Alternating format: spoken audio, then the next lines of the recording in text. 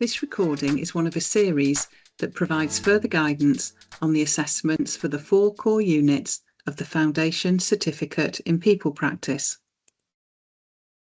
My name is Nikki Small, and this recording focuses on 3CO04 Essentials of People Practice. Assessments are revised on a regular basis, and this guidance is based on the June 2025 version. The last moderation window for this assessment is September 2026. Before we start to look at the assessment in detail, I would like to explain how this unit differs to the other 3 units in the Foundation Certificate.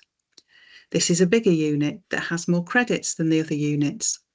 Therefore, there is a higher overall word count. The assessment is split into 5 tasks, with a suggested word count provided by task. Centres can set submission dates by task, by grouping tasks, or by the whole assessment. The overall word count must not be exceeded. The guided word count for this unit is 5,500. With the 10% tolerance, the maximum word count is therefore 6,050 words. To manage the overall word count in each task must be managed.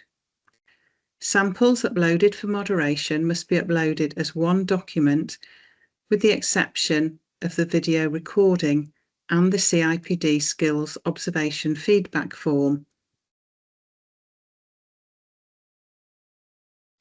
The case study provides background information and sets the context for the tasks. It is important to read the case study before starting to answer any questions. As with other units, your response to this assessment should be submitted in a Word document. You should check that each task is presented in the required format. For tasks 1, 3, 4 and 5, you simply need to write written answers to the questions.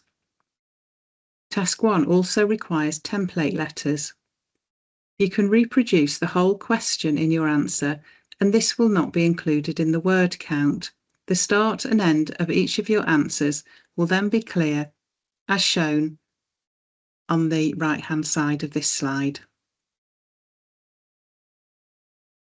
Task 1 focuses on recruitment and selection and includes 7 questions. You have 1,500 words available for Task 1. The letters and critique of the letters are excluded from the word count, so this means you have around 250 words available to answer each question in Task 1. We will now move to the questions in the assessment brief. Question 1. Create a diagram that shows stages in the employee life cycle.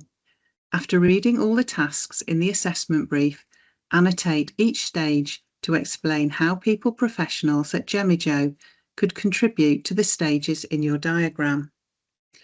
Question 1 asks you to create a diagram that shows stages in the employee life cycle.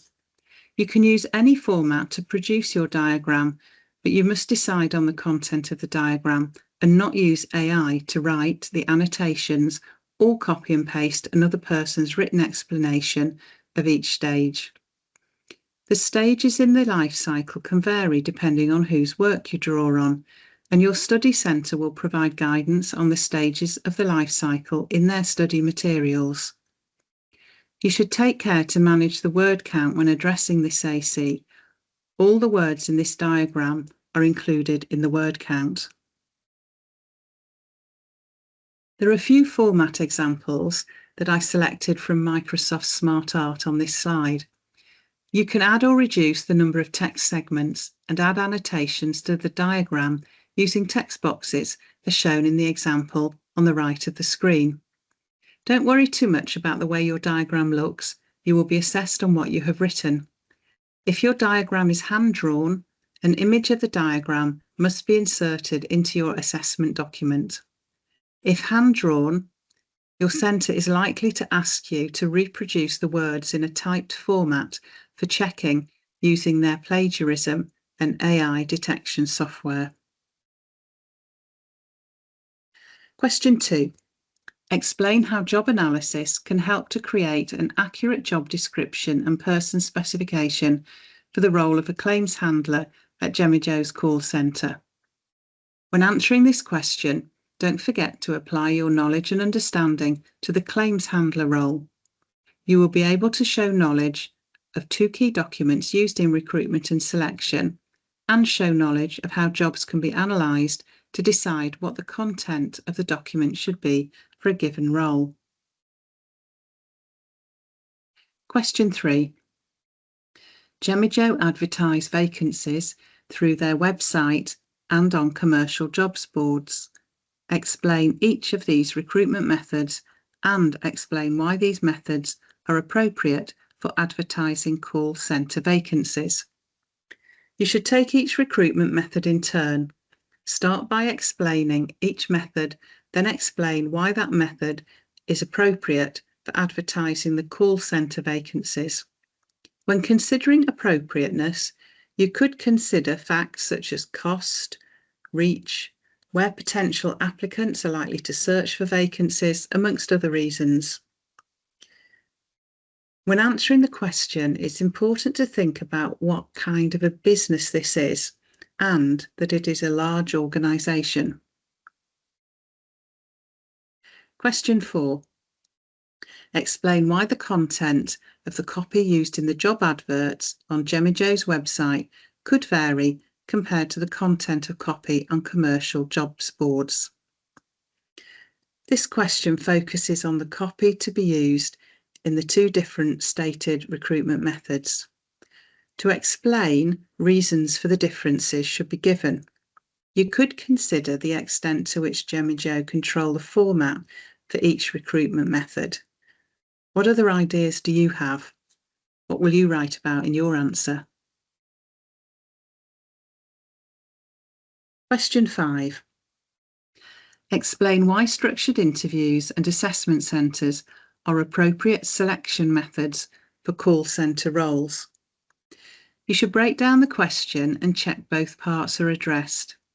Remember to explain why the 2 named selection methods will be suitable for this role in this organisation rather than any role in any organisation. Question 6. Explain what records from the structured interviews and assessment centres at Jemmy Joe should be retained. Reasons for keeping both records are likely to be similar, and you should explain why they should be retained. You could consider internal organisational reasons as well as legal reasons. When referring to legislation, check the correct name of the legislation is used and that names of Acts of Parliament are capitalised. For example, the Data Protection Act 2018.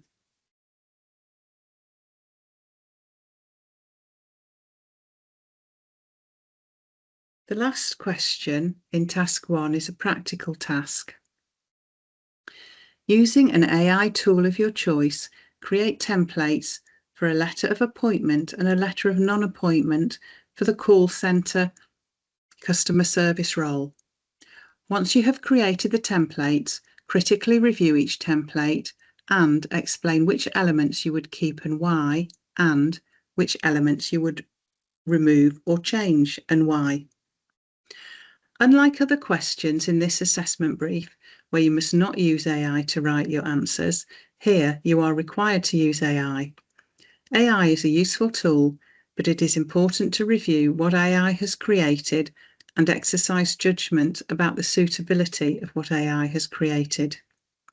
You can use an AI tool of your choice to create the template letters, and you will provide instructions through prompts to create your letters. You may need to refine your prompts if the material generated does not suit your needs. When you have created the 2 letters, you must then review each in turn. You will decide what AI has done well, and you would therefore retain in your template letter, and decide what you would change.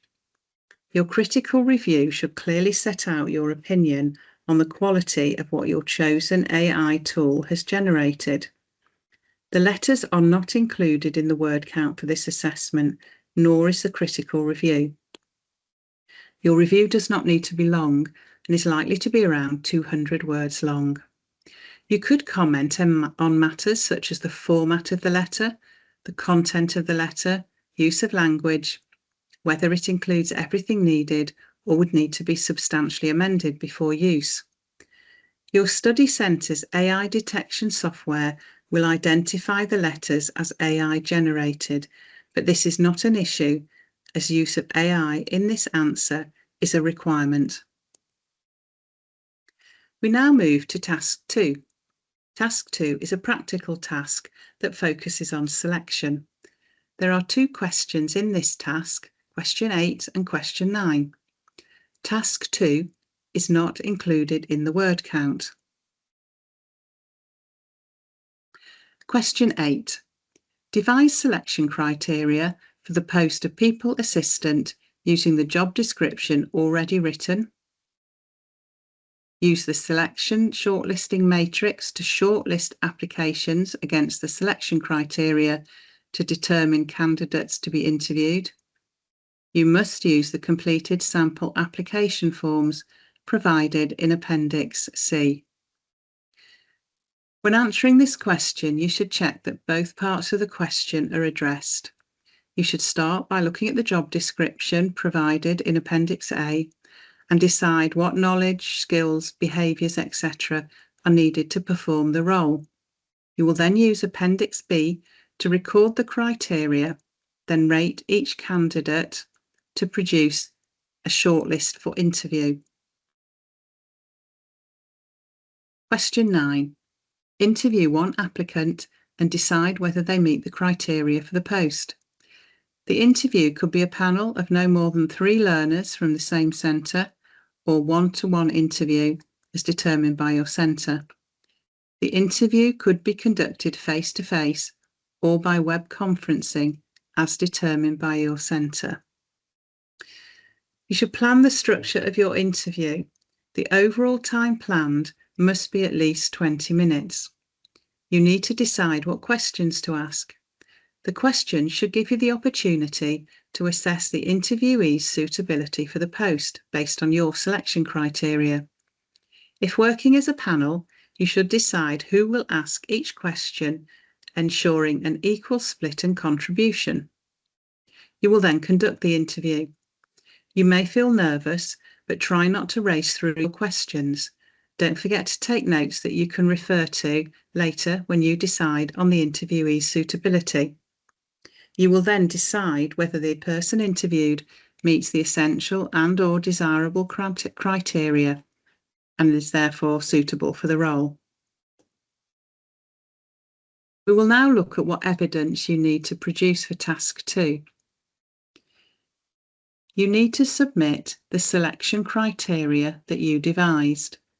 You will also need to submit your notes from the shortlisting process or a skills observation feedback form completed by your assessor that shows your part in the shortlisting.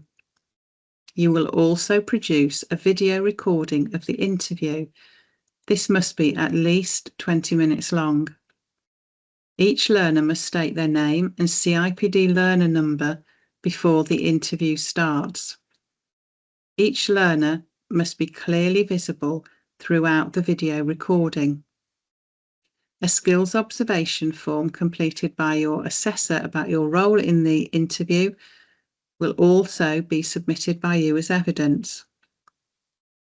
You will then have either a video of the subsequent decision-making process or notes from the decision-making process.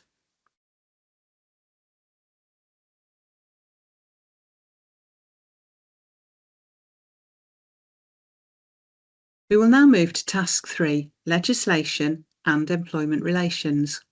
There are 5 questions in this task, questions 10 to 14.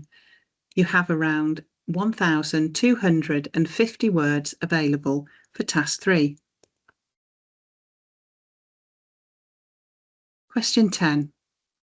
Explain with reference to legislation why it is important that call centre staff at Gemijo working on the 24/7 claims hotline have adequate periods of rest between periods of work and do not work excessive hours. It is important to consider the context of question 10 so you can tailor your explanation. Staff work shifts covering a 24-hour period every day of the year. You should explain why it is important that these people have adequate periods of rest and give reasons why it is important that they do not work excessive hours. When providing your explanation, you should avoid the temptation to give an overview of relevant legislation, for example, the Working Time Regulations 1998. Instead, you should apply your knowledge of the legislation to the context of the question. You could also consider the duty of care that employers have, as well as the importance of work-life balance. Question 11.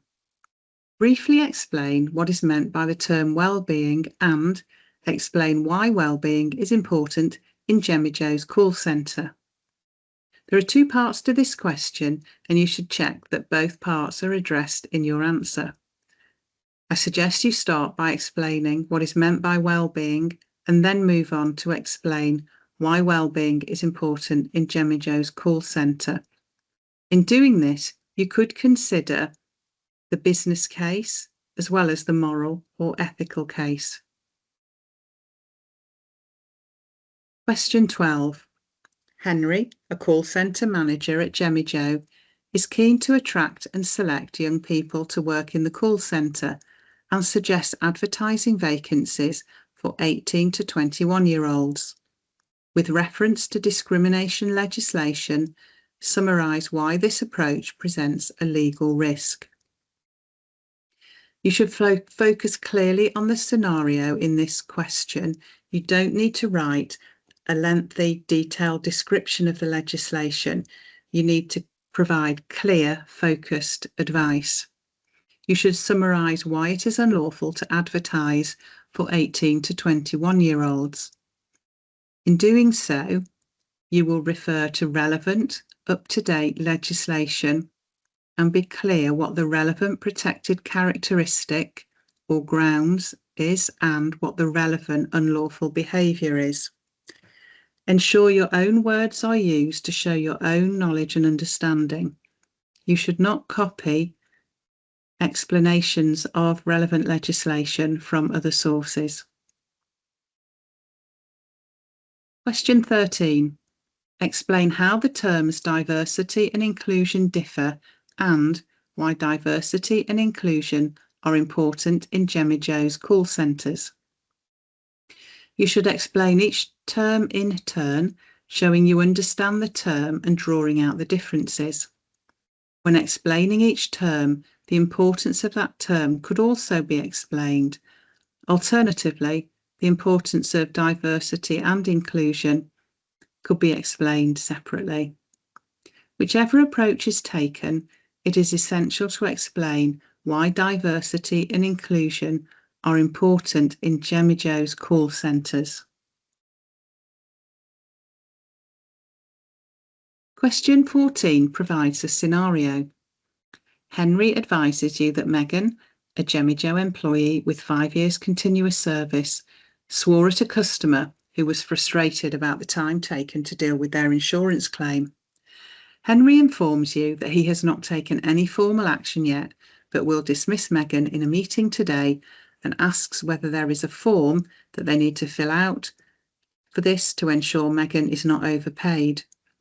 You're relieved that Henry has contacted you, but you're concerned about his proposal and the legal risk of his approach. Explain why Henry's approach is likely to be viewed as an unfair dismissal and how the approach differs to the approach needed for a fair dismissal.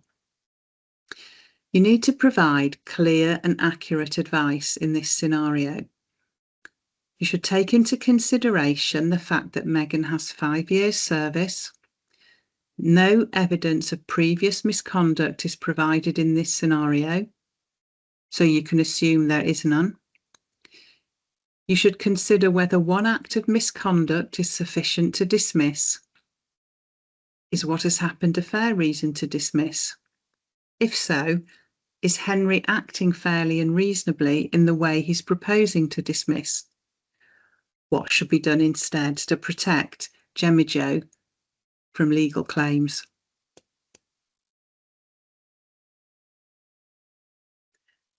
We have now moved to task 4 that focuses on performance and reward. There are 6 questions in task 4, questions 15 to 20, that should be answered in around 1,500 words. Question 15.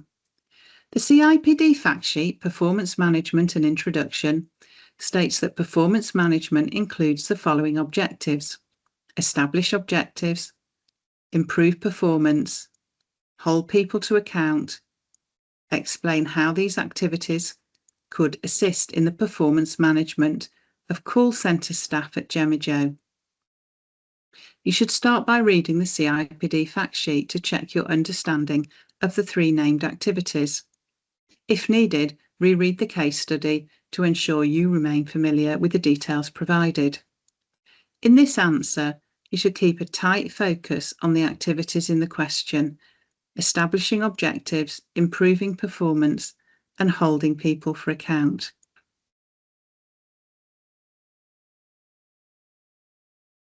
Question 16.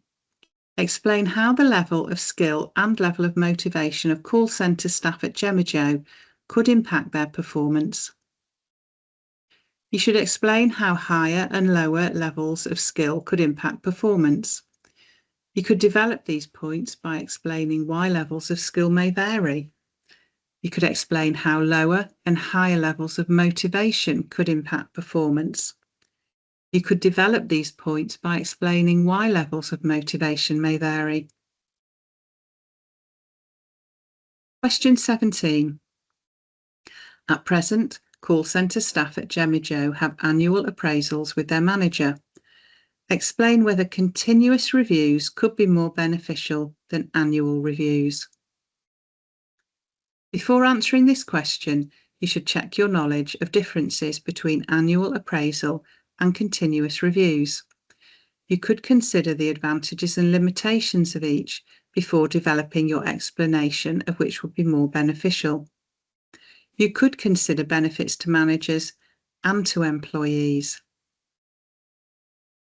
You need to consider the context of the call centre environment when answering this question. For example, if writing about annual appraisals, you could consider whether Gemma Joe would want to wait for a year before giving a formal review on somebody's performance.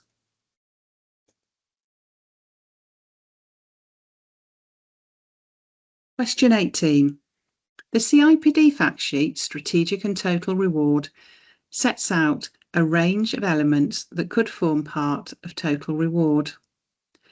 Explain why access to professional and personal development and meaningful work could be valued by call centre customer service advisors at Gemma Joe.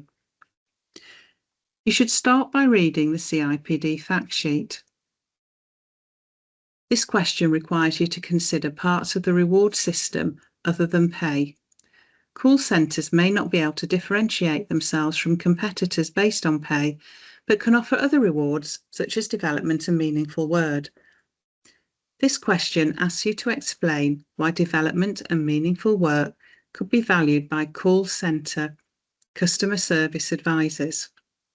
This gives you an opportunity to show knowledge of non-financial reward through learning and development and intrinsic reward through meaningful work. Question 19. With reference to at least one motivation theory, explain how non-financial reward could support good performance in the call centre at Gemma Joe. You should show awareness of how non-financial reward could be used to support good performance standards in the call centre. Examples of non-financial reward include praise, recognition, development, involvement, flexible working, good performance management, but any examples of non-financial reward can be included.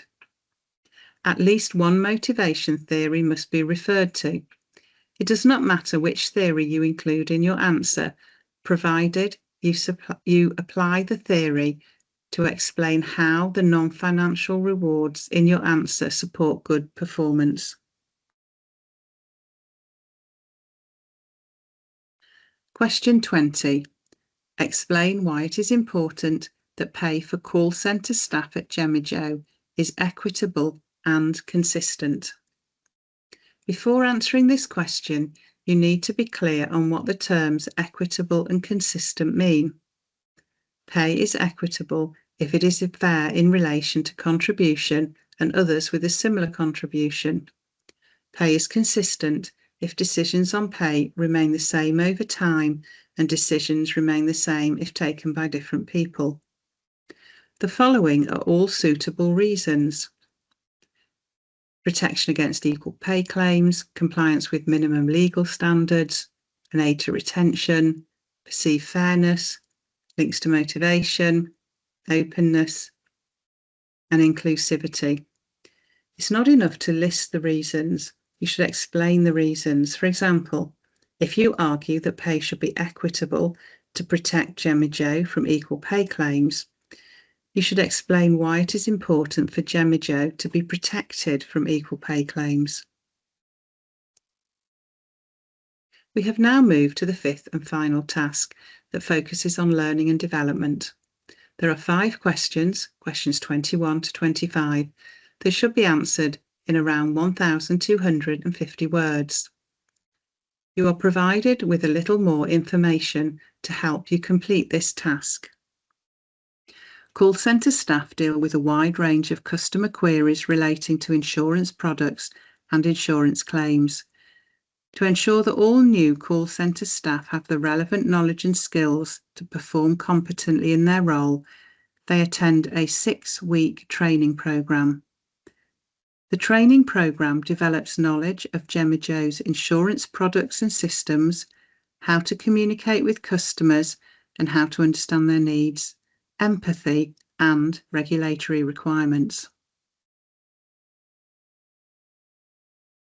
Question 21. Explain the benefits to new starters and Jemijo of the call centre's basic training programme. You should start by thinking about what the basic training programme includes: the knowledge of products and systems, communication with customers and their needs, empathy, regulatory requirements. You should explain why it's beneficial for new starters to learn about the above. You should explain why it's beneficial for Jemijo that new starters learn about the above.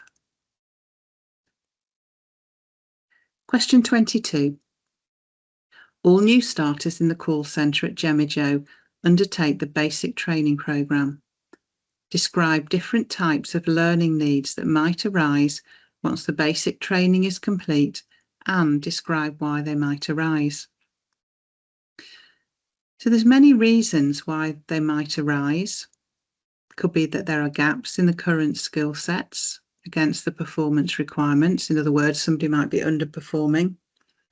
There could be gaps in the current performance requirements and evolving or future performance requirements. So that's kind of looking ahead to future development needs. There may be external factors that could impact. For example, the government might introduce a change in legislation that affects regulation in insurance products. The organisation itself may change its strategy and introduce different products or services. There may be a training need to maintain or update skills or knowledge, or it could be linked to individual aspirations and talents in terms of progression. You can decide which you want to write about. Question 23. Provide a brief summary of how face-to-face training can be used to develop managers at Jemijo, and briefly summarise how blended learning, facilitation, coaching and mentoring could also be used to develop management skills. There's quite a bit to look at in this question. You should check that you've covered each: face-to-face training, blended learning, facilitation, coaching and mentoring. The absence of one means the assessment criteria isn't addressed. Remember to summarise how the methods could be used to develop management skills at Gemijo rather than any organisation. Question 24. A successful completion of the basic training programme is essential for new starters. Explain how Gemijo can ensure that basic training is inclusive and accessible for all new starters. There are many things you could consider in this answer. Here are a few examples. You could consider time or location flexibility, the delivery method, inclusive language, accessible materials, a respectful environment. What other ideas do you have? Which will you decide to include in your answer? You need to explain, so you need to give reasons within your answer. Question 25. Discuss a range of metrics that could be used to evaluate the effectiveness of the basic training for call centre staff at Gemijo. When deciding which metrics to include in your answer, you could get ideas from models of evaluation. You need to include a range of metrics, so don't focus on one.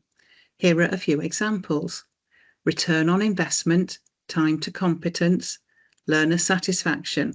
But what others can you think of? Which will you include in your answer? The CIPD's Learning Evaluation Impact and Transfer fact sheet is useful reading and will help to develop your knowledge of evaluation of learning. Whichever metrics you decide to focus on, you should discuss reasons for and against their use in this context. We have now covered each question, and I have some final tips. It is harder to manage the word count in this large unit compared to other units, so I suggest you carefully manage and monitor the word count by task. If submitting in stages, check you complete an authenticity statement for each submission. Present each task in the required format, for example, written answers. Don't forget to access the appendices for task 2. And reread the case study from time to time. We have now reached the end of the webinar. Thank you for listening. Webinars are also available for the other units of the Foundation Certificate in People Practice.